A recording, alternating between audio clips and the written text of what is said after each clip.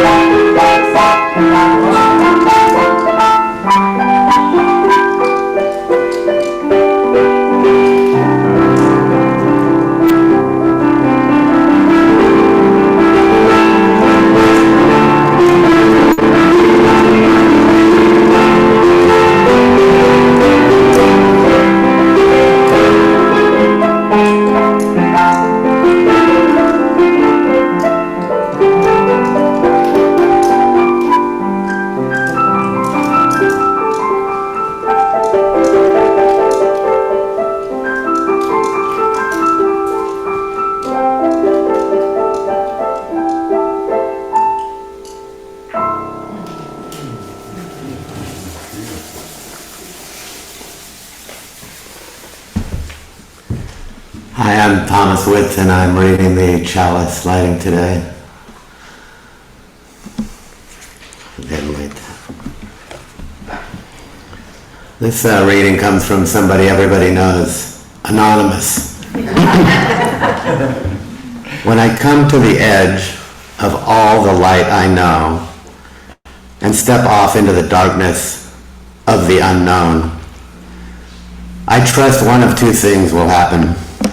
I will find something to stand on, or I will be taught to fly.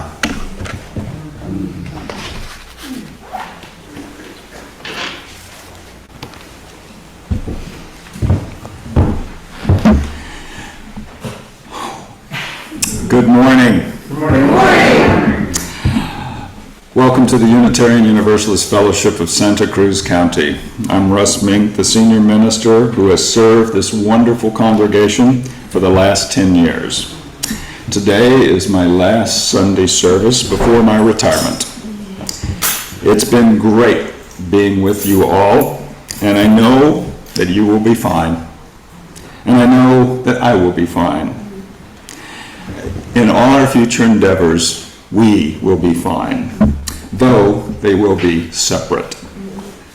This month's worship theme is delight, and today I'm feeling more bittersweet than delight.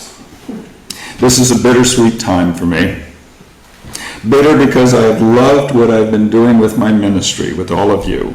Sweet because I am hearing another calling which is different than pastoral ministry. And it's exciting and sweet. Bittersweet. It's been a great 10 years. All of it has been wonderful, every single day.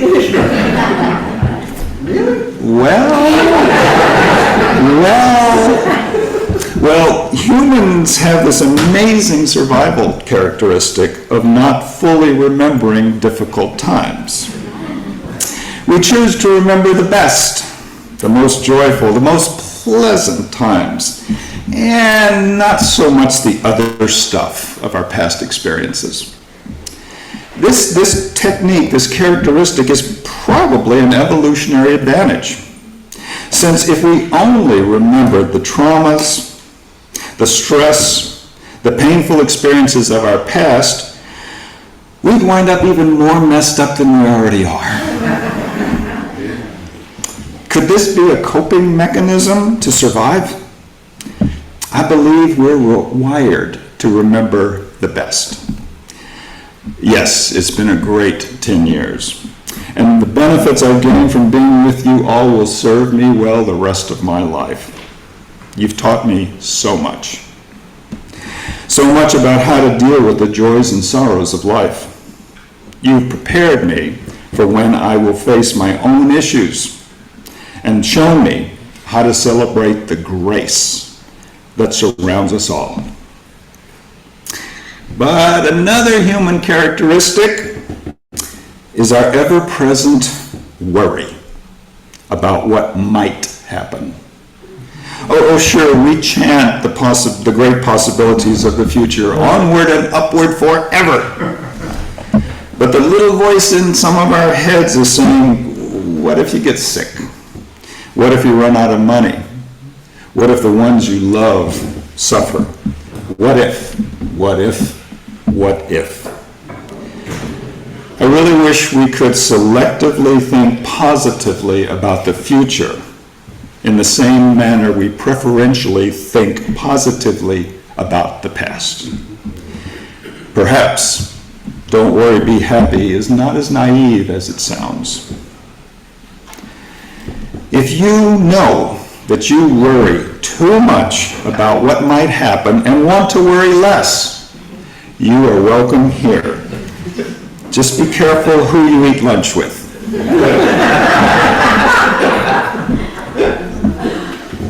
If you celebrate all your past life events because you can see that everything that happened to you created the person who you are now, you are welcome here. If you don't like being betwixt and between, not knowing what might happen next year, you are welcome here. And you're not alone. And together, you all will find your way. If you are excited and enthusiastic about past events and your future, and you are content and happy with this present moment in your life, you are welcome here, and please eat lunch with the people who worry too much. All of you are welcome here, because our most precious resource is each other. We gather together each week to try and find purpose and meaning using our values and principles in this very, very complex life. I want to thank you all for being here today, and I want to thank the 27 computers that are in our Zoom congregation for being here. If we have any visitors who are here for the first or second time or third time, if you are comfortable, I invite you to stand, tell us your name and where you're from, and that will be applied to the Zoom congregation as well. If you are a visitor, please type in visitor and I'll read your name from the chat. Do we have any visitors in the sanctuary today? Okay, all right. I'll give a chance for our Zoom congregation to see if any of the 27 computers, no, okay. That's all right. We welcome everyone. Okay. Our next element is the story for all ages.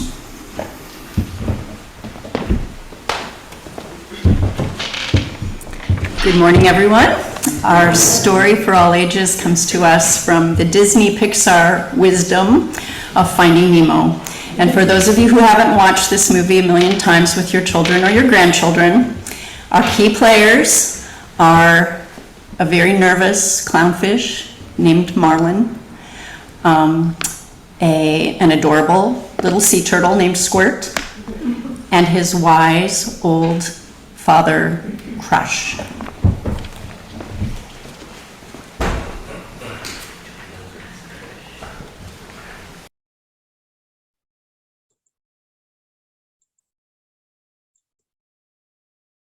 I'm so sorry. This is all my fault. It's my fault. 29:30. Ready or not, here I come. There you are.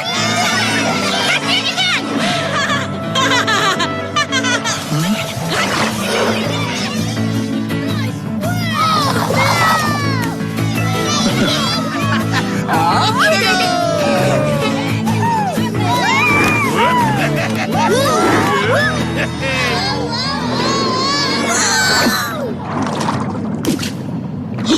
Oh, goodness! Whoa, kill the motor, dude. Let us see what Squirt does flying solo.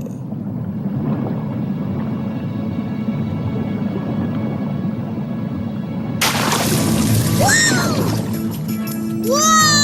That was so cool! Hey, Dad, did you see that? Did you see me? Did you see what I did? You so totally rock, Squirt! So give me some fin. Noggin. Dude. Oh, intro. Jellyman, offspring. Offspring, Jellyman. Jellies? Sweet. Totally. Well, apparently I must have done something you all liked. Dudes. You rock, dude.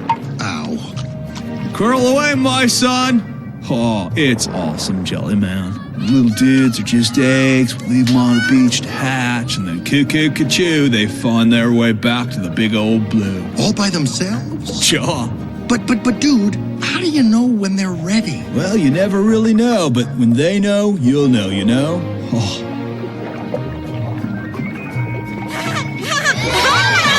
Hey, look, everybody! I know that dude. It's the Jelly Man.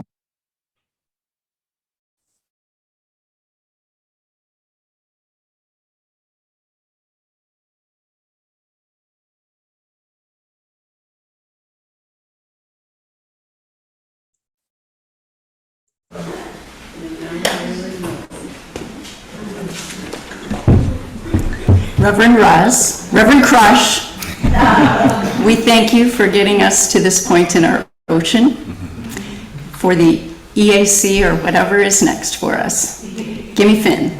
Noggin. Dude.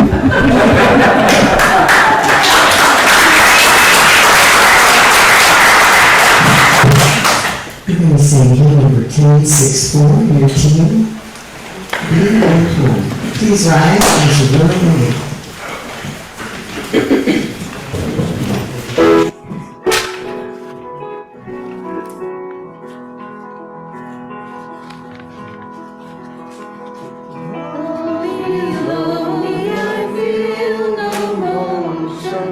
Standing on these mountains and plains, far away from the rolling ocean, still my dry land heart can say, I've been sailing all my life now, never harbor or port have I known. The wide universe is the ocean I travel, and the earth is my blue boat home. Sun my sail and moon my rudder, as I ply the starry sea, leaning over the edge in wonder, casting questions into the deep, drifting here with my ship's companions, all we kindred children souls, making our way by the lights of the heavens in our beautiful blue boat home. I give thanks to waves upholding me, and the great winds urging me on. Read the infinite sea before me, sing beside my sailor's song. I was born upon the fathoms, never harbor nor port have I known.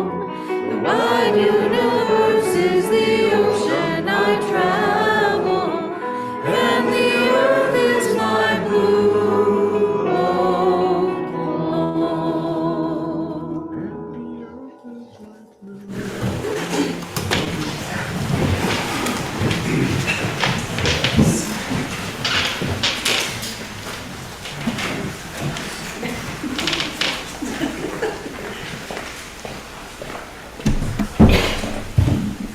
Good morning, I'm Carolyn Johnson Gutter. This climate crisis moment is from the United Nations report of January of this year. The United Nations assessment indicates that the ozone layer may recover within a few decades with the help of human intervention. According to the BBC, the analysis reveals that the 1987 multinational agreement to prohibit the use of dangerous chemicals that deplete the ozone layer was a success. The ozone layer is a thin layer of the Earth's atmosphere that absorbs the vast majority of the sun's ultraviolet energy. It began to erode in the 1970s, according to scientists. Experts quickly discovered that the chlorofluorocarbons, the CFCs, which were present in spray cans, refrigerators, and air conditioners, were destroying the ozone layer.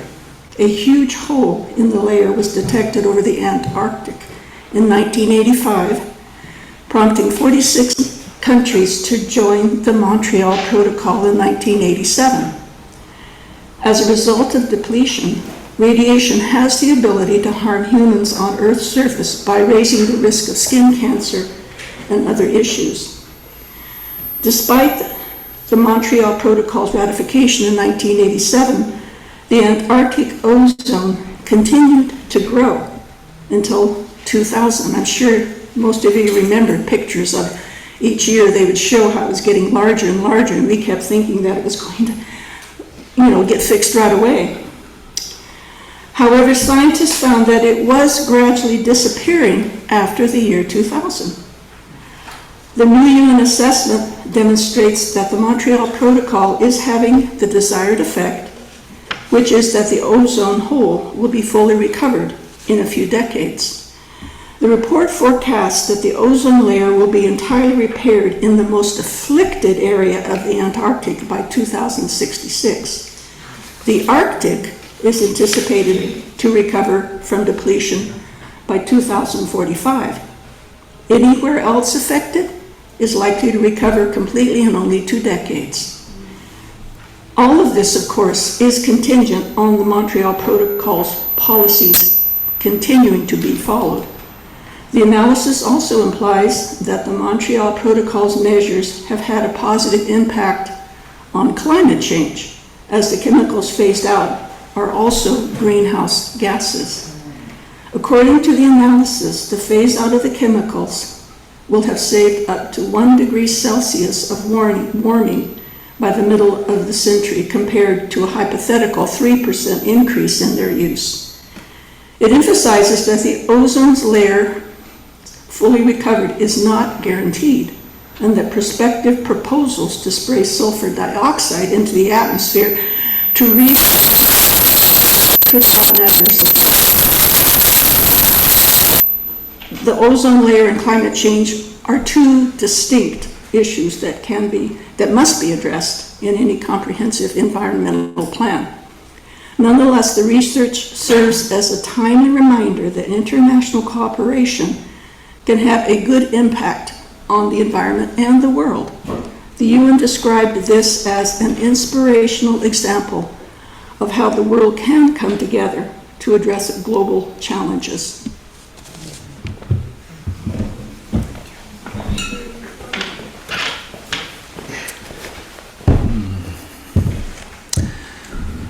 By a rough calculation, this will be approximately the 400th time I will make announcements on Sunday. Announcement number 1. For the last 2 years, our Zoom congregation has been experiencing better and better services. The caring and support of our congregation beyond the walls of this sanctuary have been primarily by one person, Vera Williams. I will not be here for Vera's official 2-year anniversary in about another month, but in my final service here, I want to acknowledge the creativity, the consistency, and the thoroughness of Vera's technical skills. We have a Zoom congregation because of Vera's professionalism and patience. Thank you, Vera. Would you guys be willing to...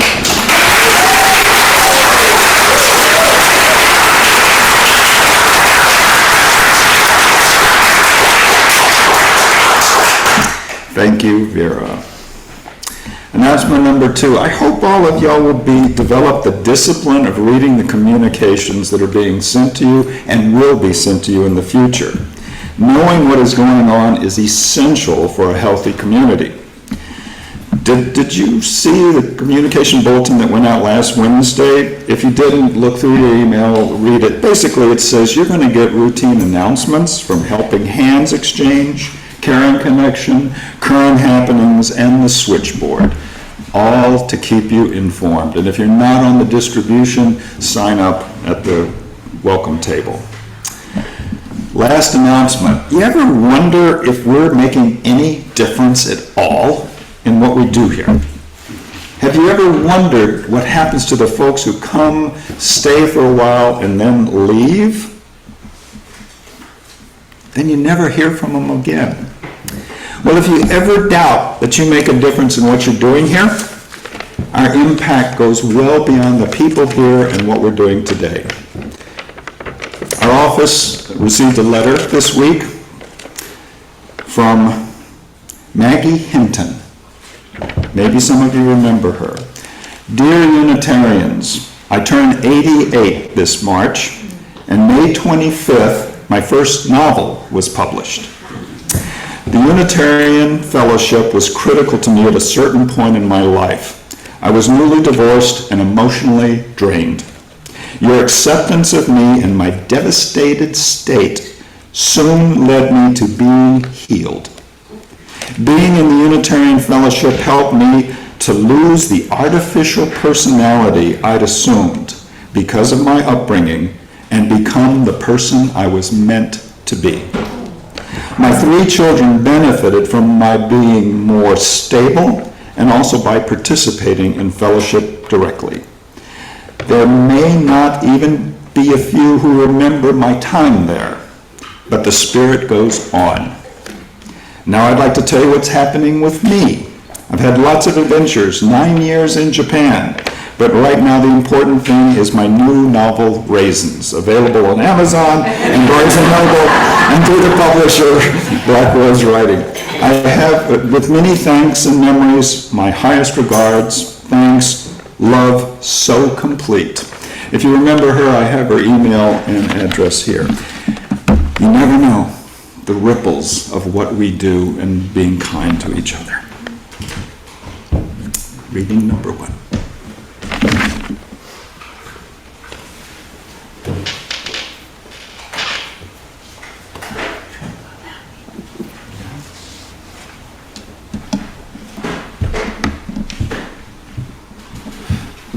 Good morning, I'm Sylvia, and I've been on the worship team for quite a while.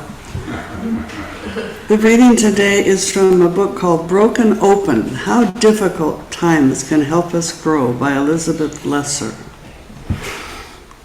How strange that the nature of life is change. Yet the nature of human beings is to resist change. And how ironic that the difficult times we fear the most are the very ones that can break us open and help us bloom into what we were meant to be. May you listen to the voice within the beat, even when you are tired. When you feel yourself breaking down, may you break open instead. May every experience in life be a door that opens your heart, expands your understanding, and leads you to freedom. If you are weary, may you be aroused by passion and purpose. If you are weary, if you are blameful, and bitter, you may be sweetened by hope and humor. If you are frightened, may you be emboldened by a big consciousness far wiser than your fear. If you are lonely, may you find love, may you find friendship. If you are lost, may you understand that we are all lost and are still guided by strange angels and sleeping giants, by our better and kinder natures, by the vibrant voice within the beat. May you follow that voice. For this is the way, the hero's journey, the life worth living, the reason we are here. During times of transition, amid everyday stress, and even when we face seemingly insurmountable adversity, life offers us a choice: to turn away from change or to embrace it, to shut down or to be broken open and transformed.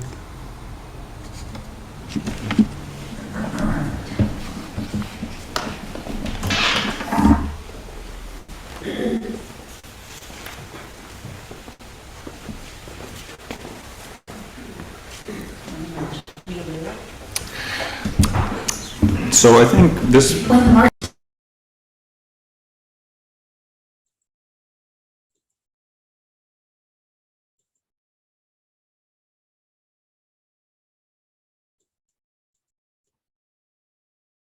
on your tape, on your chair, and also they'll be on the screen. So, but if you stand up, no one can see the screen.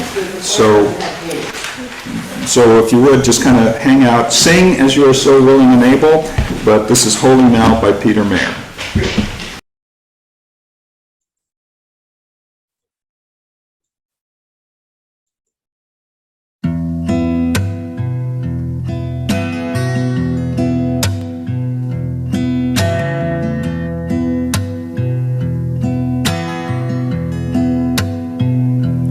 When I was a boy, each week on Sunday we would go to church and pay attention to the priest. He would read the holy word and consecrate the holy bread, and everyone would kneel and bow. Today the only difference is everything is holy now. Everything is holy now.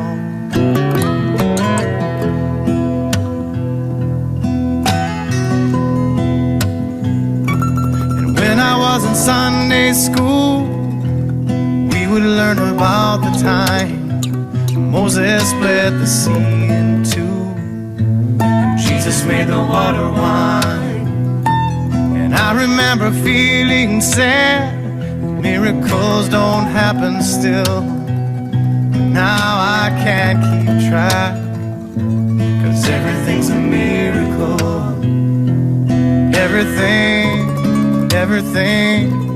Everything's a miracle.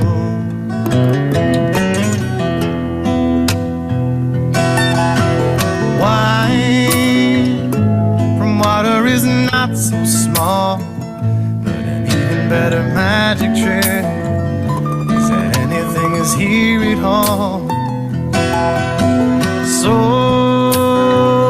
the challenging thing becomes not to look for miracles, but finding where there isn't one. When holy water was rare at best, it barely wet my fingertips, but now I have to hold my breath like I'm swimming in a sea of it. It used to be a world half there, heaven's second-rate hand-me-down, but I walk it with the reverent air, 'cause everything is holy now.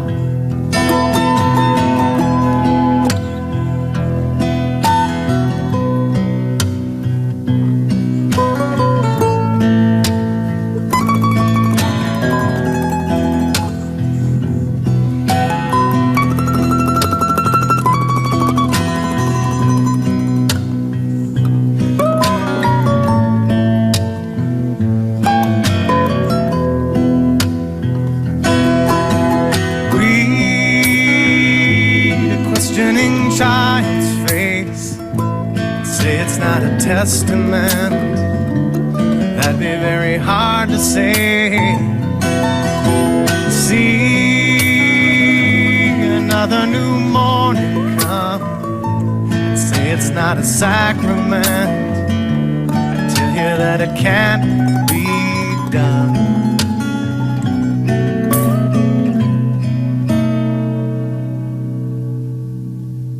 morning outside I stood, I saw a little red-winged bird shining like a burning bush and singing like a scripture verse. It made me want to bow my head. I remember when church let out, how things have changed since then. Everything is holy now. It used to be a world half there, heaven's second-rate hand-me-down, but I walk it with a reverent air, 'cause everything is holy now.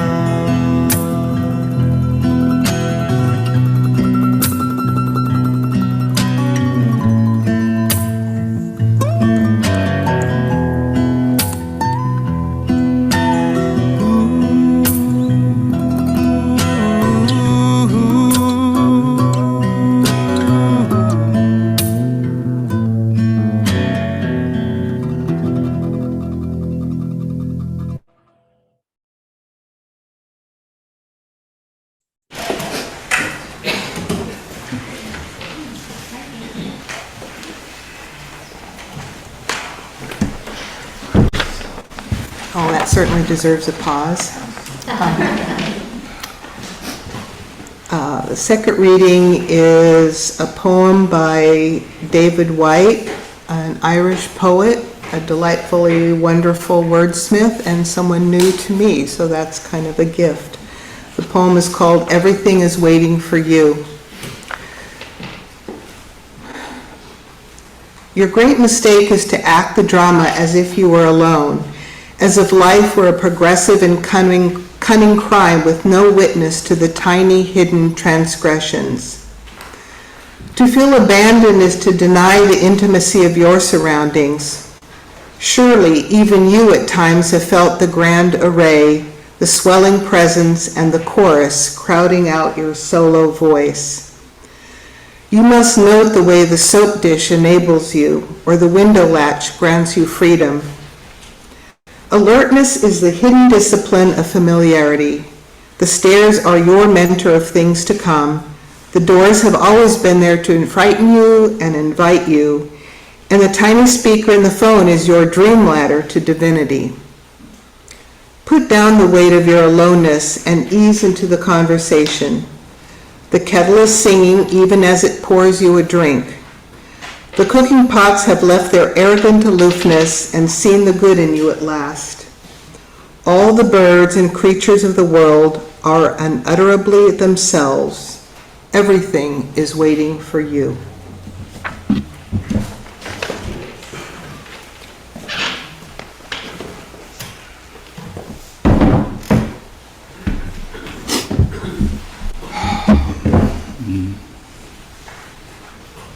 The first Unitarian church in Santa Cruz was named Unity Church, and they erected a building on Walnut Street in 1871.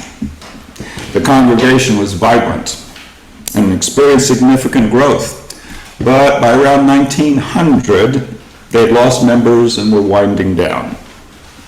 The second Unitarian church was named All Souls Church, and they formed as a group around 1902 and resurrected, and basically they were the resurrected Unity Church. Their first minister was the Reverend George Whitefield Stone, who helped build the church. And that church is on Center Street, and the building's still there. 1902. Reverend Stone arrived in Santa Cruz in 1901 and was described as, quote, a vigorous man of about 60 when he came to Santa Cruz to investigate what flicker of Unitarian interest he might find there.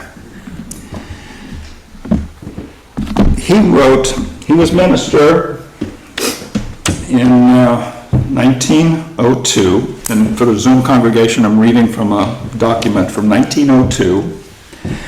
And before I read this, I want to explain that the Post Office Mission Committee was very active at this phase of Unitarianism by sending out postcards to potential people who might be interested, something we don't do today anymore.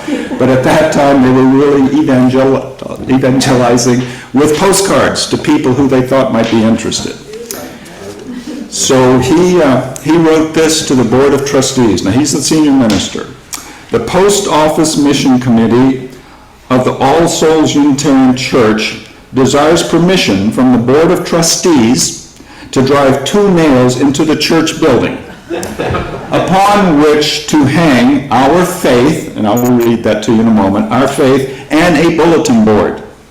If you are willing to grant this requirement, will you please sign your name expressing your approval below? Respectfully yours, Reverend George W. Stone, Chairman of the committee and minister. And here is 5 signatures. And our faith, which is kind of part of our history, our faith, the fatherhood of God, the brotherhood of man, the leadership of Jesus, salvation by character, and the progress of mankind onward and upward forever. So here the senior minister is asking permission to drive 2 nails into the church building, 1902. I guess Unitarian Universalists have always had issues with authority.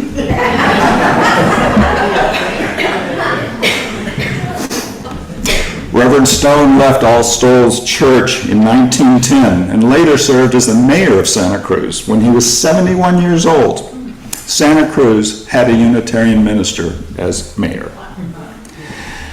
Unitarians have a long history in Santa Cruz County dating back to the mid-1860s. You're part of that history. This fellowship originated from a breakaway group from the All Souls Church. All Souls closed about 1971. Our founding members gathered about and formed a group 1956. After years of renting and moving around, the group bought this campus where we are today, except for our Zoom audience, bought this campus around 1965 and actually broke ground for the buildings May 31st, 1966. Erecting this basic structure, it's been redone, but this basic structure was what they built in the year 1966. Dedicated the building and had their first service here in November 1966. The new Unitarian congregation was lay-led from 1956 to 1983, 27 years. Since 1983, this congregation has had ministers of different categories. 1983, Reverend Robert Singas, minister on loan, served here 2 years. 1985, Reverend David McMillan, 6 years here. 1991, Reverend Leslie Habor, 2 years as interim. 1993, Anna Ramuso Mano, 4 years serving here. 1997, Reverend David Keys, 1 year, interim. 1998, Reverend Paul Daly, settled, 7 years. 2005, Ann Schranz, interim, 2 years. 2007, Rev Deanne Oliva, interim, 1 year. 2008, Rev Pallas Stanford, originally consulting, then a settled minister, 5 years. 2013, myself, Rev Russ Menk, development, settled, 10 years. This congregation has had 10 ministers since 1983, 40 years. I am the 10th minister serving this congregation during those 40 years. I've served you 10 years. That's the longest term of any of your ministers. You and your religious ancestors have experienced a string of transitions and transformations. The Unitarians and the Universalists have long histories of morphing, changing, evolving, and surviving. This fellowship has a long history of morphing, changing, evolving, and surviving. Ours is not a static religion, but a progressive one. This is not a static church, but a progressive one. Meaning, as progressive, that we evolve, we change together, and progress into our collective future. This is the nature of a progressive religion. This can be uncomfortable.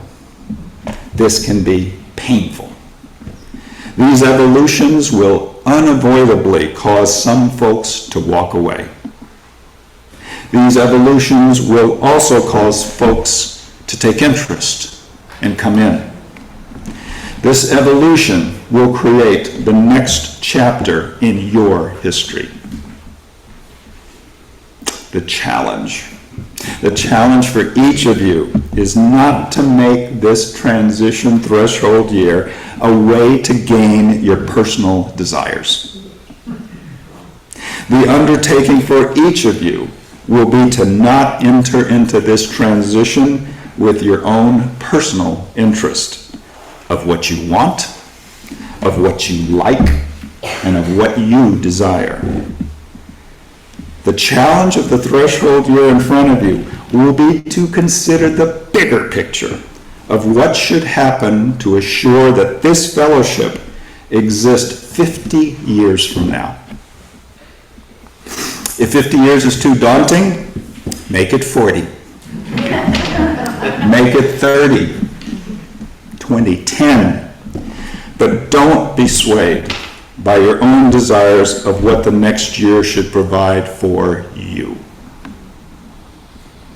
If you want to build a sustainable church, there is no you. There is only we. If you want to build a sustainable church, the we includes all those present here and on Zoom, and includes those yet to come. Your future includes those who are not here yet. My ministry here is part of a chapter in this fellowship's history. You are part of a chapter in this fellowship's history. Today is a part of history. The threshold year coming will become a chapter in this fellowship's history. So how do you know if you're going to succeed? The success criteria for small churches in the 21st century is to survive. Growth is no longer a measure of success. Success is not shrinking.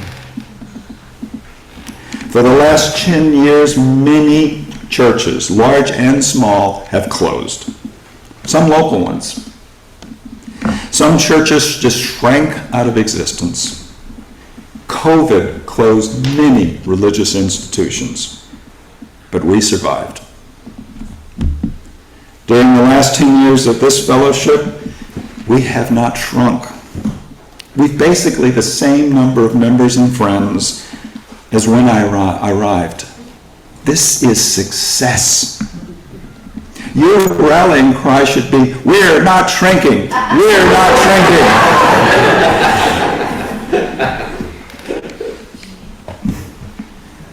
I encourage you not to have growth as your mission. I encourage you to follow your existing mission statement, which reads, our mission, as an open faith community, we manifest our guiding principles to transform ourselves and our world through the power of love. My part in this chapter of this fellowship's history is ending. Your part continues. I know that you're going to be okay. I know that you will do more than just merely survive. I know that you will create a sustainable church that will help and serve thousands of people, just like our religious ancestors have done in the past. This is just another transition, and the timing is perfect. Just keep asking yourselves, What do the people who aren't here need from a loving community? I encourage you all to work on offering something to fulfill those needs. And your chapter that you're writing right now will be titled The Transition Years to the New Era. As Carol plays our interlude, I'm going to pass these baskets around if someone can help me.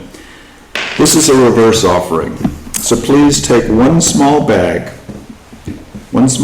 from these offerings as my gift to you as our time together. For our Zoom congregation, there'll be extra copies in the office, extra bags in the office. And if you're not able to come to the campus, send a message to the office and we will mail you your gift. So I'm going to pass these out and Carol will play our interlude, Let Your New Era Begin.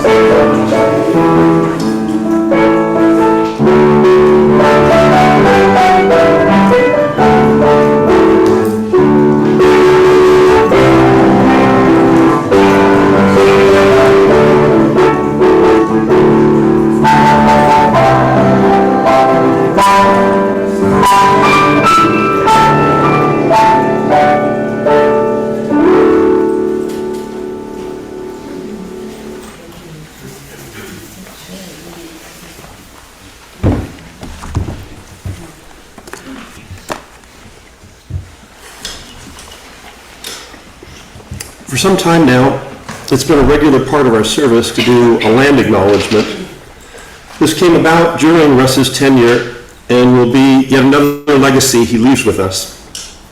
Through the practice of the land acknowledgement, we've become familiar with words like UPI and a waswas. We have acknowledged a shameful history, not to wallow in guilt, but to extract an extra dose of the truth and meaning we Unitarian Universalists strive for. Speaking of truth, Russ has his favorite kernels of wisdom that he uses. He has sowed these like seeds among us, and they are yet another thing he is leaving behind for our benefit. I kind of imagine them as part of the structure of this building, holding the wall, holding the roof up. These little truth bombs of his show us a way forward with renewed perspective. There's one in particular that has stayed with me. The context it provides never fails to give me a little burst of energy and optimism. I've heard you use it in various situations, Russ. You've probably heard it in sermons. 2 weeks ago, when you were up here with Reverend Ryan, you used it. I've heard it in meetings and in private conversations. Well, I came across a seemingly perfect crystallization of this Russism in a poem. It was written by Indigenous poet Rena Priest, whose poetry I've read here before. As Unitarian Universalists, we don't tend to talk much about miracles, but Russ has. And this poem that so beautifully channels him is called Miraculous. I'm reading it today not as a land acknowledgement, but as more of a Russ acknowledgement. Especially since I missed the party last weekend. We'll be able to return to a more conventional land acknowledgement next Sunday. So it is with deep gratitude, Russ, I present Miraculous by Rena Priest. The math has been done. The fact of your existence is 700 trillion to 1, more or less. You've played the cosmic slot machine and won. Struck the freaking jackpot, my friend. So are you a miracle? Yes, I'd say so. But I'd also say that remembering to put my recycling out on Wednesday is a miracle of equal magnitude. Or is it Tuesday? We must not be narrow in our definition of a miracle if we are to lead miraculous lives. The body believes in miracles. When you get goosebumps, it's the feeling of your body trying to grow hair really, really fast so that you don't get cold. Your body loves you, will attempt a miracle to make you comfortable. If you can happen, and I can happen, and I'll add, if Russ can happen, and we're all just mostly songs and bent light, then it stands to reason that hunger and war and all that difficult history and your heartaches and more can be eased by merciful, miraculous softness.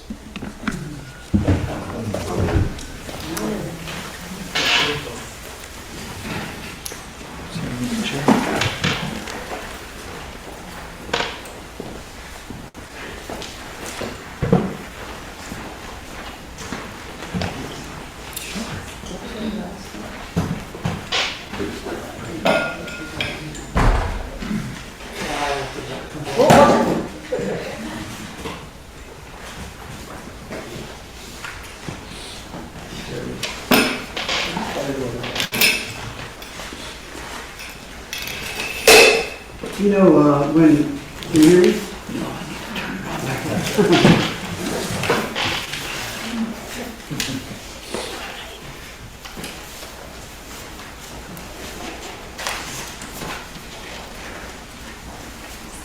He's not turning on. Oh, there we go. You know, when Russ first came, I was on the search committee, and we were so happy that Russ accepted our invitation to be our minister. And we insisted on having everybody come and do a one-on-one with us to learn who we were. And so I was so excited that I bought my guitar and I wanted to sing Gracias a la vida. You know, we finally got somebody that really wants to be with us. And so that was overjoyed. Can you hear me now? Yeah. So I'm going to sing this song. It's for Russ. And I'd like to have you join me when you want to jump in at the end of the refrain. It's I wish you love, but it's we wish you love.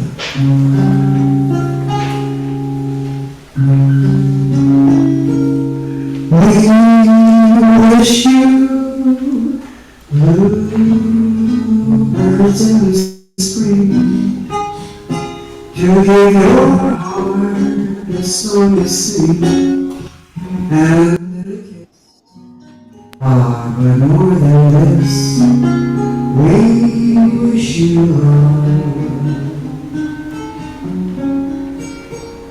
And in July, away to cool in some leafy glade, we wish you health, but more than that, we wish you love.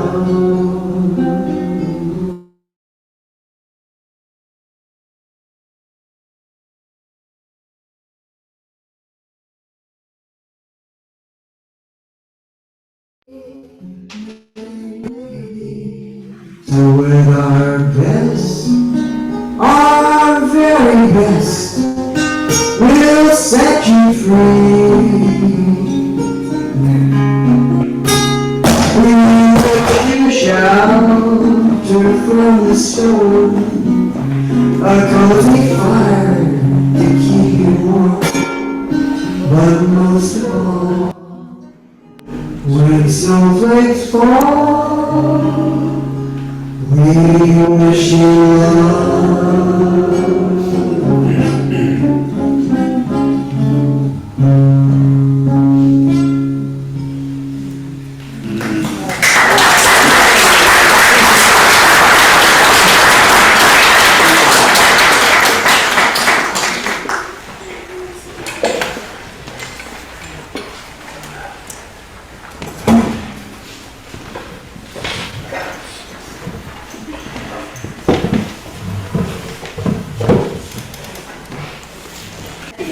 Oh, okay.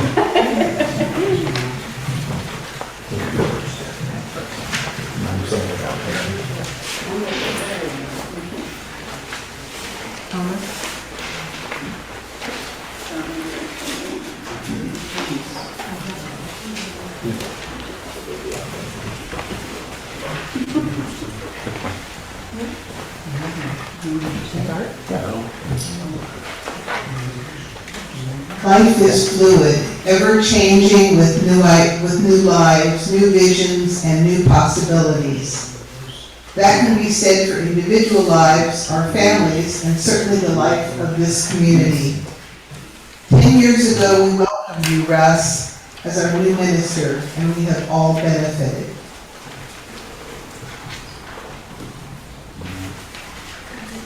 We have been enriched and we have grown as you guided us with compassion and openness, being a calm, steady presence through the years, even and especially the COVID years. As difficult as it is today we must say farewell to you. Well, you know, Russ, that we were so excited when you decided to accept our offer to be our minister, and we were so delighted over the past 10 years that we've had you here, because your sermons, you really have a gift for sermons. They're so engaging and so insightful and so stimulating. It really helps us, and you've helped us be the beloved community that we are. Thank you so much.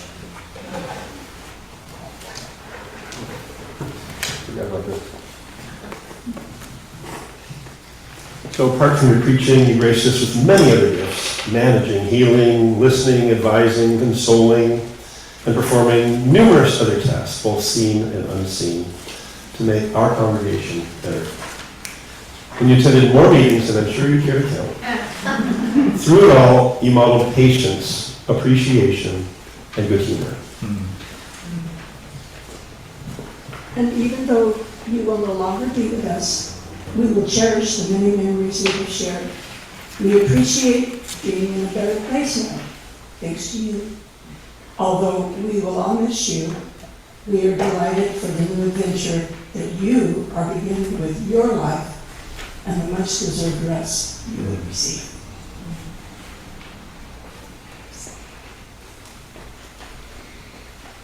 In order to facilitate a gentle and harmonious transition to a new beginning, we have a ceremony of releasing for Russ and for all of us as well.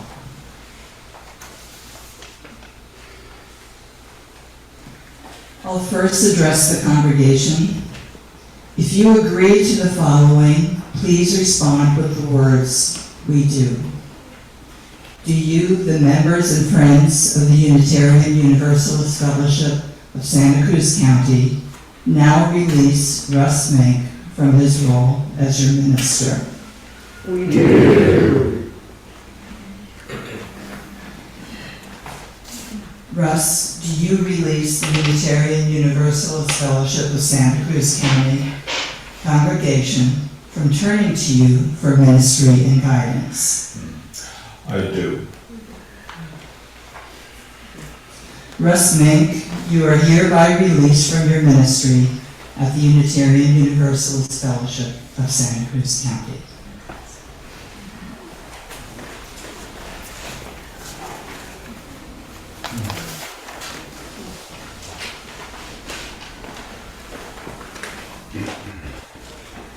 Russ, at your farewell party, you were presented with a memory book containing thoughts of the members and friends of this congregation.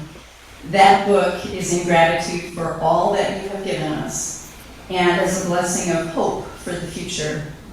May the words contained in that book communicate the love and the spirit of our community that will surround you always.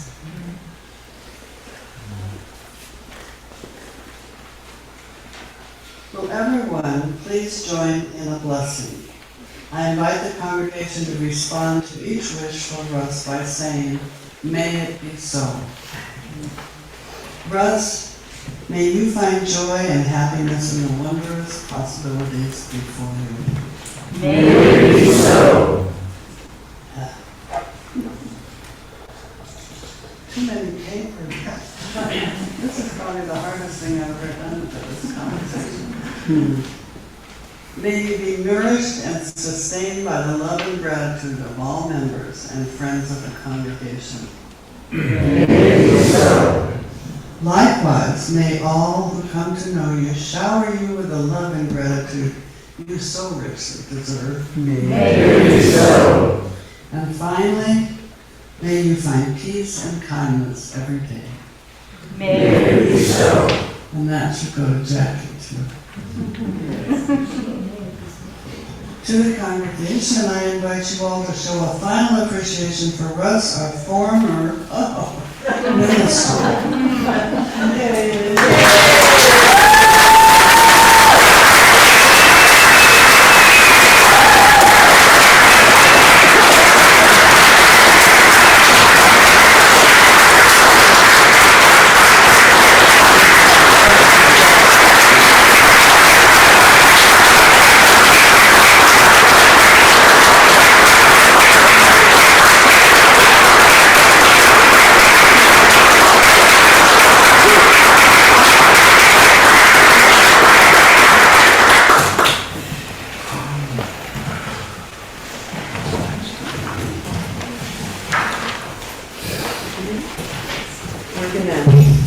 We're going to do a song with the choir, but we invite you to sing it with us. It's the Teal on number 1010.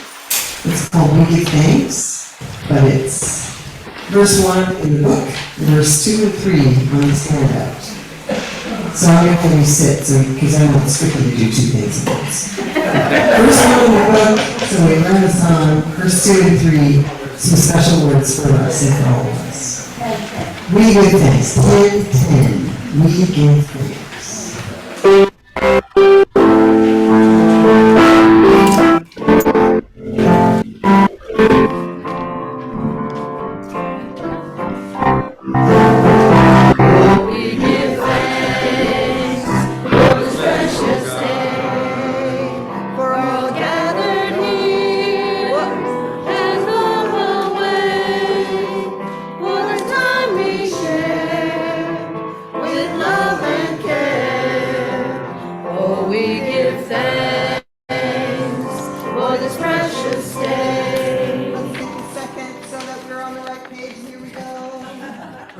Oh, we give thanks for the special God who taught us how to love and child, to community for you and me. Oh, we give thanks for the special God. Yes, we give thanks for the special God that we all know will listen so we'll find our way and we'll be okay. Yes, we give thanks for all of us today. Yes, we give thanks for all of us today.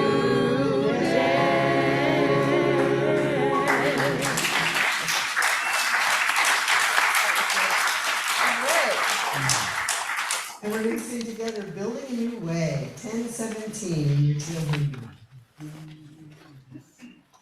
A lot of music at the end. Here we go. 1017, please stand as you're willing and able. We are building a new way. We are building a new way. We are building a new way. Feeling stronger every day. We are building a new way. We are working to be free. We are working to be free. We are working to be free. Hate and greed and jealousy. We are working to be free. Feed our every need. We can feed our every need. We can feed our every need. We can feed our every need.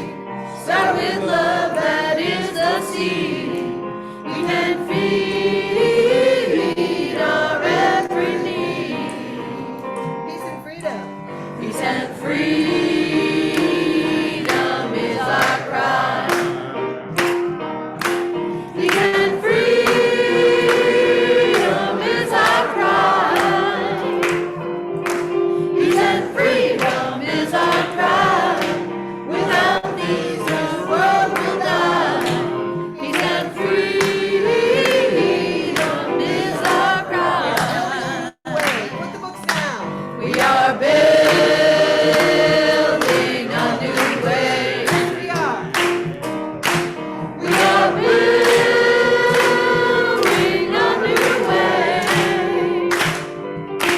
We are building a new way. Feeling stronger every day. We are building a new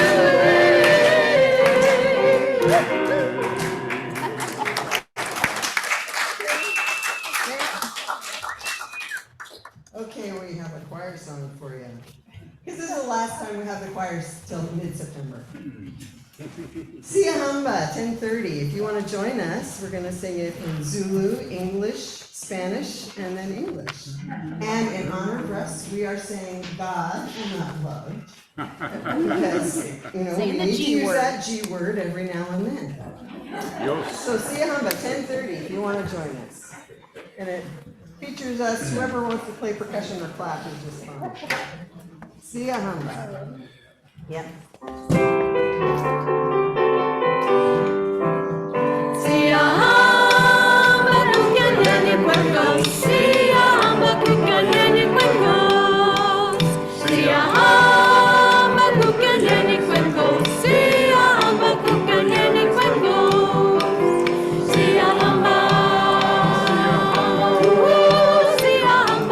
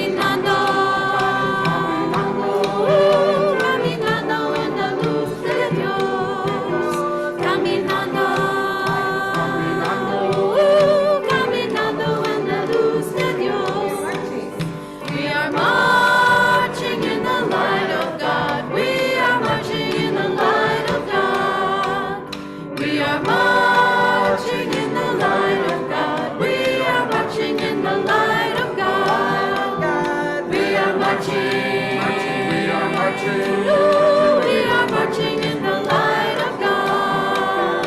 We are marching. We are marching. We are marching in the light of God.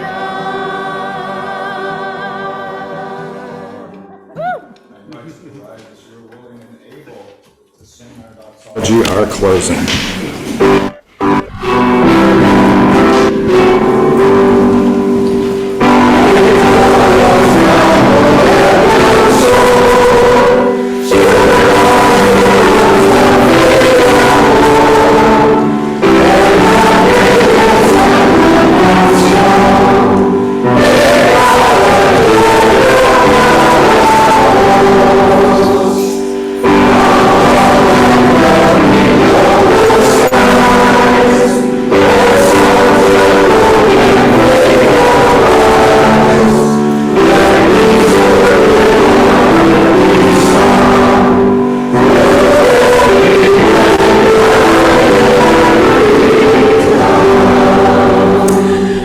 Find joy and happiness in the wondrous possibilities before you.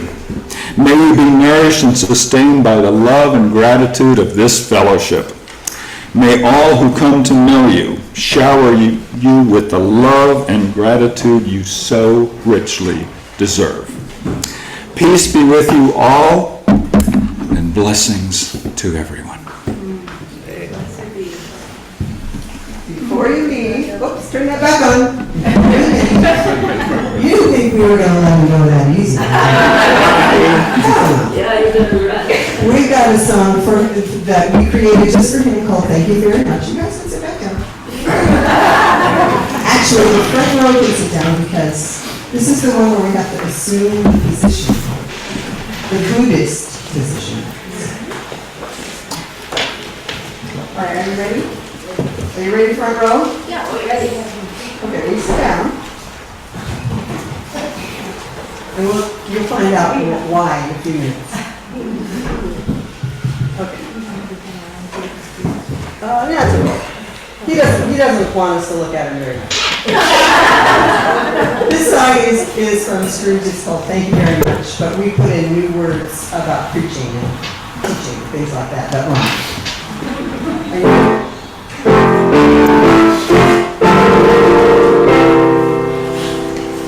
Thank you very much. Thank you very much.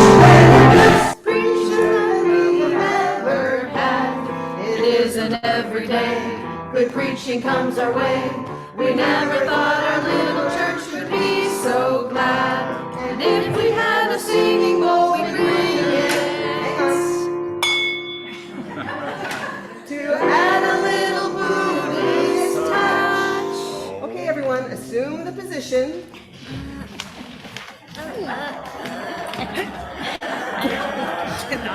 Not without kicking somebody. All right, forget about the position. Let's do the other part.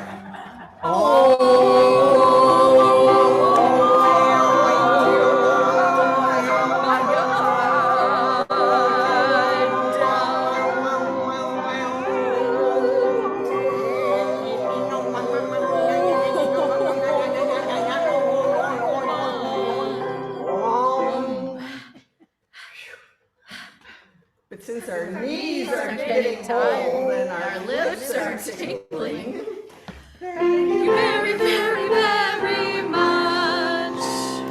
Thank you very much. Thank you very much. You've been the best leader that we've ever had. It isn't every day good leading comes our way. We never thought our little church could be so glad. If we had a fancy piano, we'd play it to add a little classical touch.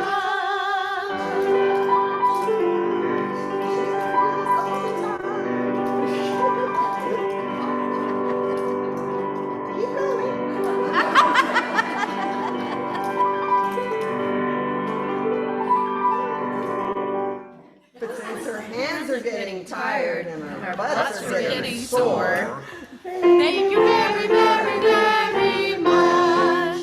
Thank you very, very, very much. Amen.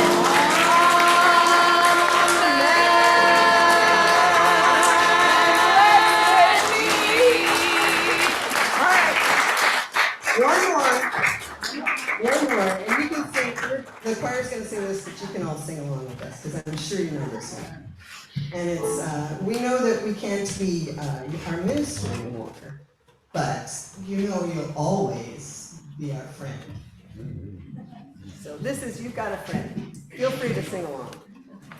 Come on, you can sing back for them. We're working on it. Yep.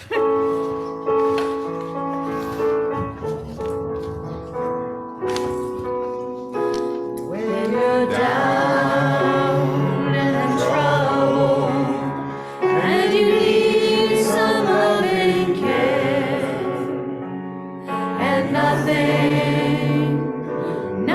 is going right. Close your eyes and think of me, and soon I'll be there to brighten up even your darkest night. You just call out my name, and you know wherever I am, I'll come running to see you again. Winter, spring, summer, or fall, all you have to do is call, and I'll be there. You got a friend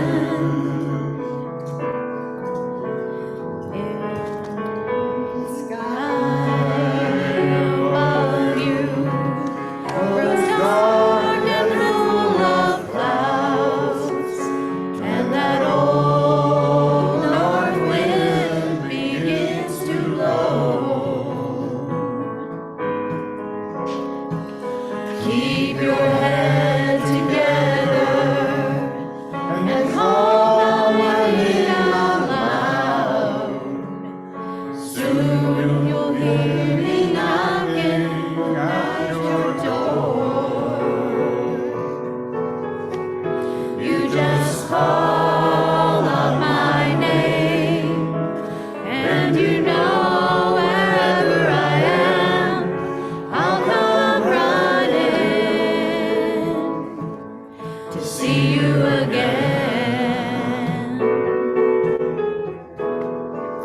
Winter, spring, summer, or fall, all you have to do is call, and I'll be there. You got a friend. Ain't it good to know that you got a friend when people can be so cold?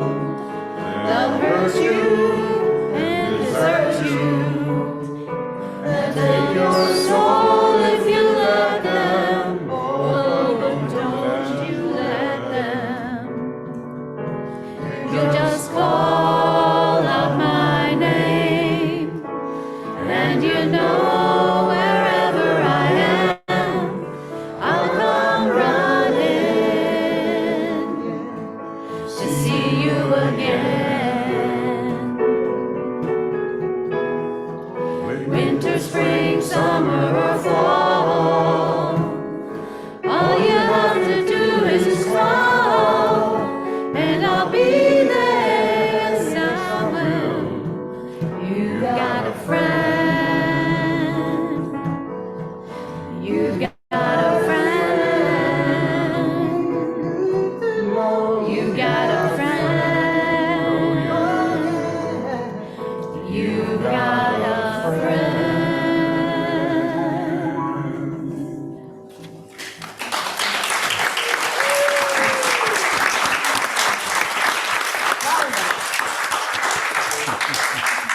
Please be with you all.